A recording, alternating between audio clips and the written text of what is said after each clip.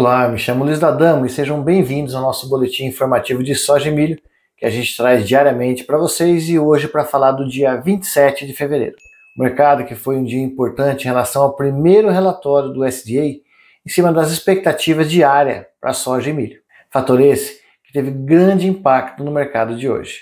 Além de alguns fatores que nós já estávamos acompanhando há algumas semanas, que é em relação ao clima na América do Sul e as questões políticas e econômicas americanas. Então fique com a gente e acompanhe como foi o nosso mercado. Mesmo com o mercado em Chicago fechando em queda, também não faltou alguns fatores positivos. O petróleo, por exemplo, fechou com alta de 1,65%, o que ajudou no fortalecimento das commodities. E hoje também foi um dia importante porque tivemos o fórum anual do USDA, onde faz a sua primeira projeção de expectativa diária para a próxima safra americana. A soja estava prevista em 84,4 milhões de acres e foi divulgado 84 milhões de acres, ou seja, 0,4 milhões abaixo aí da estimativa. Para ter uma ideia, no ano passado, a área foi de 87,10 milhões de acres, o que automaticamente ajuda a sustentar o preço da soja. Já no milho, foi o inverso.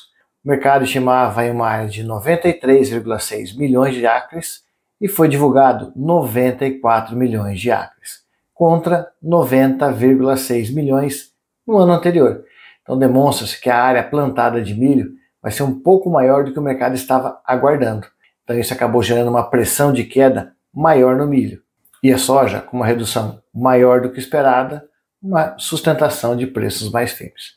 Nós também tivemos divulgados hoje as questões das vendas líquidas para exportação, que no caso da soja, expectativa de 200 a 600 mil, foram reportadas 210 mil. Então, dentro da estimativa, com pouco impacto no mercado. Já no caso do milho, as vendas líquidas para exportações ficaram em 794 mil toneladas, para uma estimativa de 800 mil a 1,65 milhões de toneladas, também ajudando a pressionar as cotações do milho para baixo. E também como fator geral, nós tivemos a preocupação do mercado em relação às tarifas do governo americano que devem ser implantadas agora no mês de março, o que ocasionou uma alta do dólar internacional de 0,65%, ajudando a pressionar as commodities na Bolsa de Chicago para baixo. E não podemos deixar de lado as expectativas de chuvas para as áreas da Argentina, que continuam presentes nos mapas climáticos. Por isso, mesmo com uma pressão de mercado mais para baixo, a soja acabou tendo alguns fatores que ajudou, que foi a questão aí de vendas líquidas mais dentro da expectativa e uma redução diária para a próxima safra. Já o milho veio servido de mais fatores de queda. E a gente consegue observar isso na bolsa. A soja, por exemplo, no maio, caiu 0,3%, que equivale a 3 cents, fechando maio a 1.035,25 cents. No caso do milho, na Bolsa de Chicago, a queda já foi bem mais expressiva. 12,5 cents para o maio, que equivale a 2,53, com fechamento a 481. O milho na B3, que flutua e tanto na alta quanto na baixa, acabou fechando positivo, com ganhos aí de 0,55% para o maio, o que equivale a 0,45 centavos de reais. Dessa forma, o maio fechou a R$ 82,65, se mantendo fortalecido ainda acima dos R$ 82.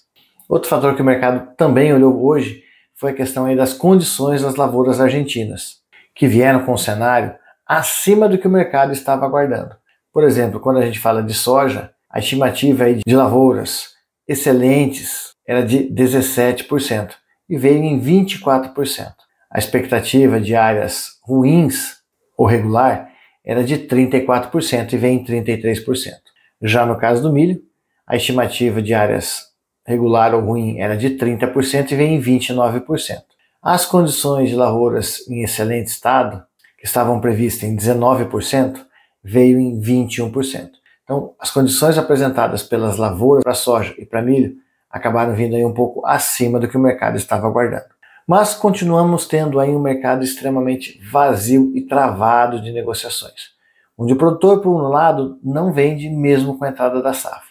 Dessa forma, o maio valorizou 10 cents, mostrando um cenário muito averso do que se esperava lá atrás, que com uma safra cheia esperava-se um mercado de prêmios para abril, maio, por exemplo, trabalhando de forma bem negativa.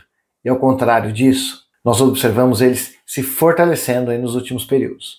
E a movimentação aí de volatilidade em Chicago, que na soja, por exemplo, caiu pouco, a alta do dólar, que assim como subiu no mercado internacional, também subiu aqui dentro, e o fortalecimento de prêmios, trouxe um cenário de ganhos de preços na soja, principalmente em regiões mais portuárias, onde o ganho ficou na faixa de 1,5 a 2,2. Quando você olha essa precificação para nível de interior, onde ela depende de uma logística rodoviária para ser feita, os preços praticamente não variaram. Isso porque nós também tivemos aí aumento nos fretes no mercado interno. No caso do milho, algumas regiões não sofreram alterações, e a queda de braço entre comprador e vendedor continua permanente. Já em regiões onde a colheita de milho verão acontece e o mercado acabou caindo muito, ele entra agora num processo de recuperação. Então nessas regiões, nós vimos aí dentro do Paraná uma valorização de quase 2% no milho. Diferente nas regiões de milho safrinha para o Paraná, onde os preços praticamente não alteraram.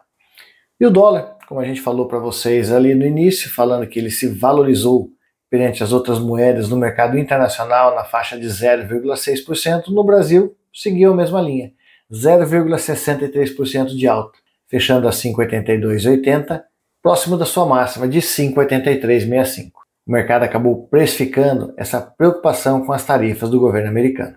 E olhando o nosso cenário para a próxima semana de chuvas, as chuvas na Argentina continuam mantidas. Expectativa aí de 60, 80, 90 milímetros em boa parte da região. Somente aí o Rio Grande do Sul, que tinha um pouco mais de chuvas previstas e acabou tendo aí um pouco da sua redução do volume hídrico para a próxima semana. E quando a gente observa como foi aí a questão da umidade na data de ontem, nós observamos chuvas regionalizadas no Rio Grande do Sul. Ela não foi de abrangência total, mas em algumas regiões acabou ajudando a quantidade de água que caiu nas últimas 24 horas. Mas safra no Rio Grande do Sul é um pouco mais tardia, então a continuidade das chuvas ainda é de grande importância. Por hoje a gente vai ficando por aqui. O mercado que ele acabou aí sendo pautado principalmente em relação ao relatório do USDA, que mostra uma redução da área de soja e um aumento da área de milho em relação ao que era estimado. Acabou exercendo uma sustentação nos preços da soja e uma pressão para os preços do milho em Chicago. Lógico, B3 no milho continua aquecida, continua fortalecida e sustentada, enquanto o volume de ofertas que entra para o mercado continua de forma aí lenta e escassa, o que ajuda na sustentação do mercado na B3.